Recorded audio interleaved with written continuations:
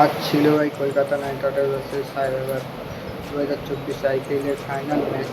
তো চলুন জেনে নিই ম্যাচে কী কী হয়েছে বা কীভাবেই কলকাতা ফাইনাল জিতলো, কার জন্যে জিতলো আর কে কে এই জেতার জন্যে মেন কারিগর।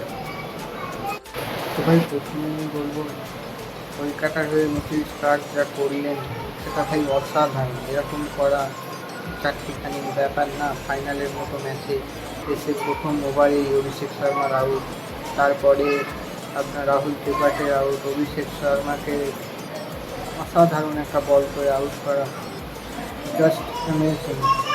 হায়দ্রাবাদের আমি পুরো আইপিএল লিগ পুরো টুর্নামেন্টে দেখলাম হায়দ্রাবাদের ওপেনিং যদি ঠিকমতো রান না করতে পারে হায়দ্রাবাদ সেই ম্যাচটাতে খুব একটা লড়াই করতে পারে না। পুরো ওপেনিংয়ের ওপরই ডিপেন্ডেড থাকে পুরো টিমটা।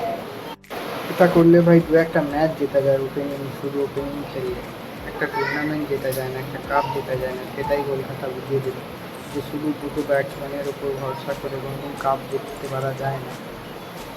আর 2024 আইপিএলের সব থেকে লোয়েস্ট ফাইনাল স্কোর হলো 113। এই রানটা চেস করতে বেশিক্ষণ সময় লাগেনি কলকাতা 2 উইকেটে সেই রানটা আরামসে চেস করে দেয়।